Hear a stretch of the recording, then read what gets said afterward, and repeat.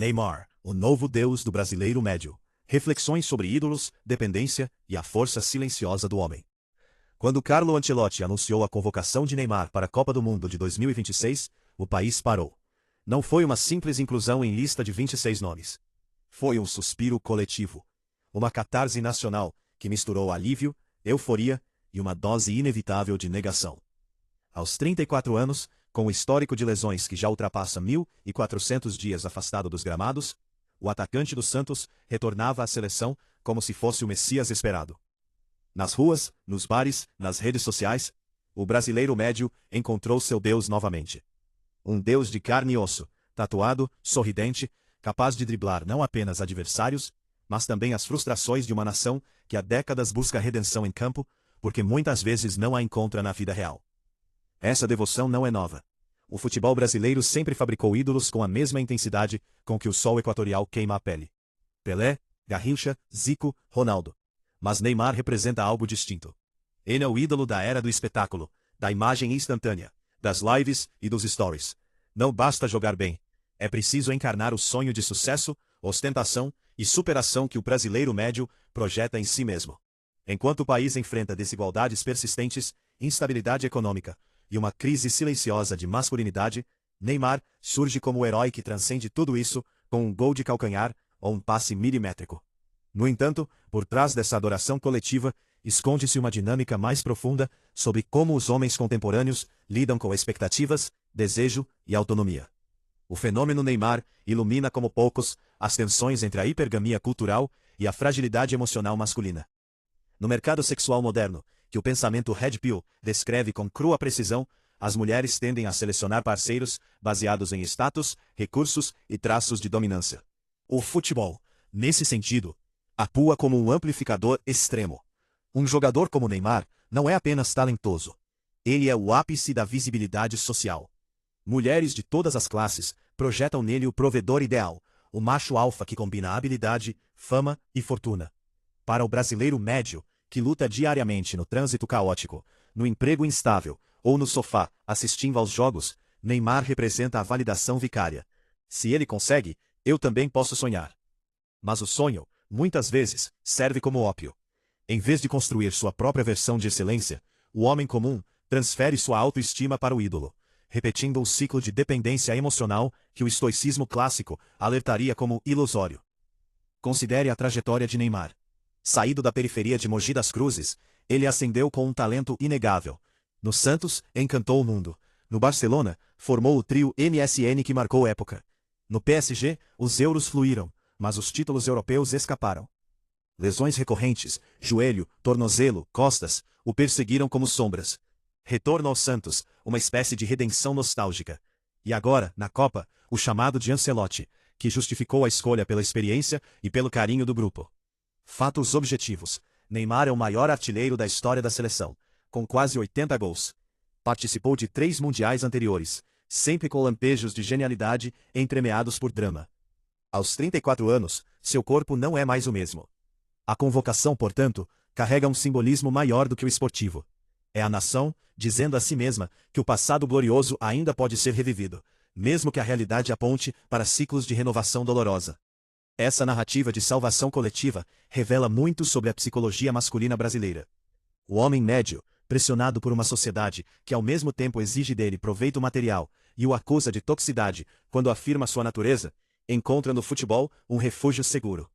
Ali, a competitividade, a força física e a estratégia ainda são celebradas sem culpa. Neymar encarna o arquétipo do trickster moderno, irreverente, criativo, capaz de virar jogos com imprevisibilidade.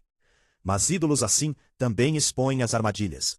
Sua vida fora de campo, festas, relacionamentos turbulentos, polêmicas, reflete a volatilidade de quem vive sob holofotes constantes. Para o fã, isso humaniza o Deus, tornando-o acessível. Ele erra como eu, mas brilha como eu gostaria. Aqui entra a lente do Red Pill. A dinâmica de mercado sexual não perdoa fraquezas. Mulheres, em média, são atraídas por homens de alto valor percebido. Um Neymar no auge atrai legiões não só por talento, mas pelo halo de status. O brasileiro médio, ao idolatrá-lo, participa indiretamente dessa seleção hipergâmica. Ele consome o conteúdo, veste a camisa, debate estatísticas como se fosse parte do elenco. Enquanto isso, sua própria vida afetiva sofre. Muitos homens investem energia emocional em times e jogadores, em vez de investir em si mesmos, no físico, na carreira, na mente.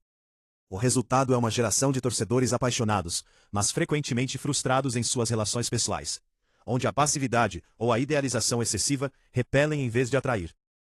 O MGTOW, com sua ênfase na independência masculina, oferece um contraponto salutar. Não se trata de rejeitar o futebol ou o prazer de torcer. Trata-se de reconhecer que colocar a própria realização nas mãos de outrem, seja uma mulher, um chefe ou um ídolo, é uma armadilha moderna. O homem que caminha sozinho constrói sua fortaleza interna.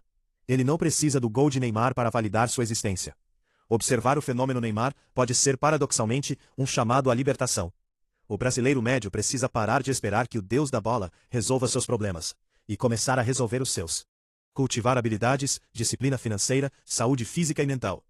Rejeitar a armadilha da validação externa que as redes sociais e a cultura pop amplificam. O estoicismo entra como o antídoto mais profundo. Marco Aurélio, Epicteto e Sêneca nos lembram que o controle reside no que depende de nós. O resultado de um jogo, a performance de um jogador, o destino de uma nação no torneio. Nada disso está plenamente sob nosso domínio.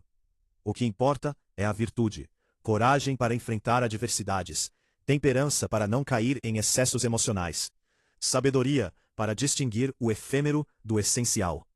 Neymar, com suas lesões e retornos, ilustra a fragilidade do corpo e da fama. Um dia no topo, outro na mesa de cirurgia. O estoico não nega a dor ou a alegria. Ele as aceita com equanimidade. Não é que as coisas nos perturbem, mas o juízo que fazemos delas, dizia Epicteto. Imagine o brasileiro médio em uma rotina típica. Acorda cedo, enfrenta o trabalho precário, volta para casa e liga a TV para ver highlights de Neymar. A euforia momentânea mascara a insatisfação crônica. Ele sonha com o Hexa, como se a taça preenchesse o vazio existencial. Mas a Copa acaba, o ídolo volta para o clube, e a vida continua igual. O estoicismo propõe o oposto, foco no self-improvement diário. Treinar o corpo como um atleta treina. Ler como o filósofo lê. Trabalhar com disciplina como um artesão. Não para impressionar, mas para se tornar inabalável. A resiliência não vem de torcer, vem de forjar caráter. A história de Neymar oferece lições concretas. Seu talento natural foi lapidado por esforço, mas também comprometido por escolhas. Lesões frequentes não são mero azar. Refletem em parte o desgaste de um estilo de vida que prioriza o espetáculo. O retorno aos Santos, aos 33 anos, carrega nostalgia e pragmatismo. É o herói voltando às origens, mas também um profissional buscando estabilidade. Para o observador maduro, isso humaniza. Mesmo os deuses caem e se reerguem. O homem comum pode fazer o mesmo, em escala menor, sem precisar de estádios lotados. No contexto brasileiro, o culto a ídolos esportivos tem raízes profundas na identidade nacional. Desde a era Vargas, o futebol foi instrumento de soft power e coesão social. Pelé representou o Brasil que vencia, apesar da pobreza. Neymar representa o Brasil da globalização, das marcas, das tatuagens e do funk. Ele é o reflexo de uma sociedade que valoriza o carisma instantâneo mais do que a consistência silenciosa. Estudos sobre psicologia das multidões mostram como heróis esportivos canalizam agressividade, esperança e tribalismo. No entanto, quando a idolatria se torna excessiva, ela infantiliza. O adulto maduro aprecia o espetáculo sem se fundir a ele. Pense nos jovens que crescem vendo Neymar como modelo. Meninos tatuando o rosto dele, imitando penteados, sonhando com carros e mansões. A mensagem implícita é que o talento excepcional justifica tudo. Mas a realidade estatística é implacável. Poucos chegam lá. A maioria precisa de resiliência estoica para navegar a mediocridade relativa e encontrar dignidade nela. O Red Pill alerta para não colocar mulheres no pedestal, analogamente, não colocar ídolos no altar. Ambos os pedestais desabam sob o peso da realidade humana. A dinâmica de gênero se entrelaça de forma sutil. Mulheres, em sua maioria, consomem o futebol através da lente emocional e estética. Neymar, com seu sorriso e dribles, torna-se objeto de desejo. Homens consomem como proxy de status. Essa convergência cria uma economia da atenção, onde o jogador é mercadoria. O MGTOW sugere que o homem saia desse jogo, foque em missões pessoais, não na validação coletiva. Construa um corpo forte, uma mente afiada, finanças sólidas.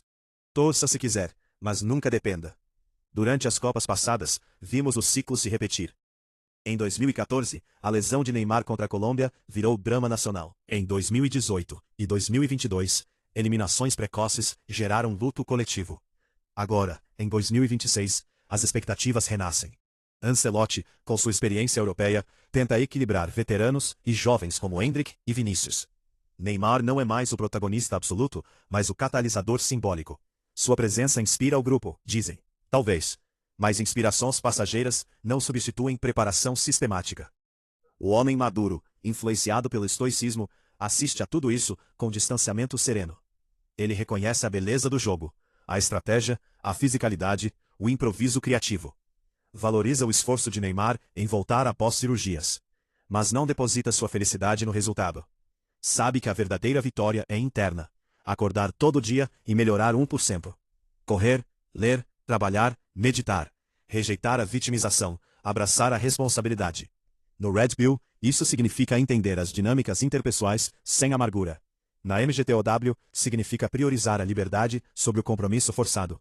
Juntos, formam uma bússola para navegar o mundo moderno. A sociedade brasileira enfrenta uma crise de modelos masculinos.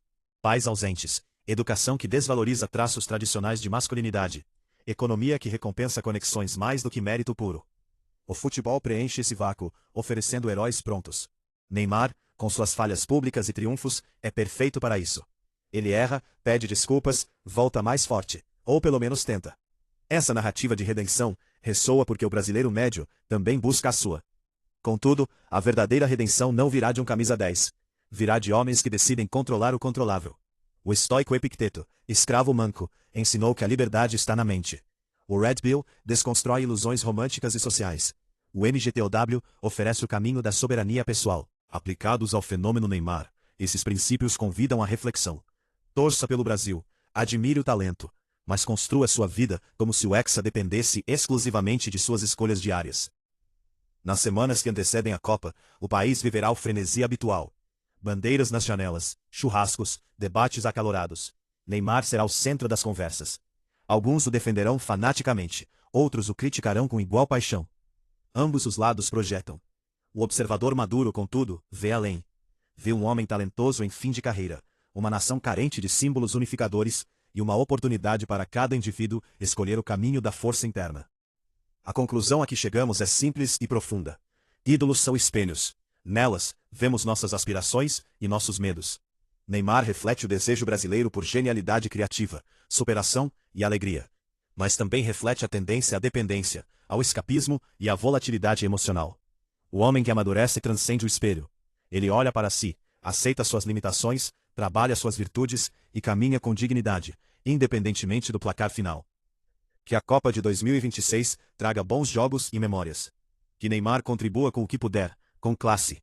Mas que o brasileiro médio, ao final do torneio, vitória ou derrota, retorne à sua vida com uma lição estoica gravada.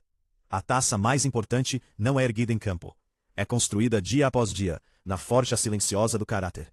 Longe dos holofotes, sem torcida aplaudindo, mas com a satisfação profunda de quem domina a si mesmo. Esse é o verdadeiro Hexa pessoal, inabalável, autônomo, eternamente renovado.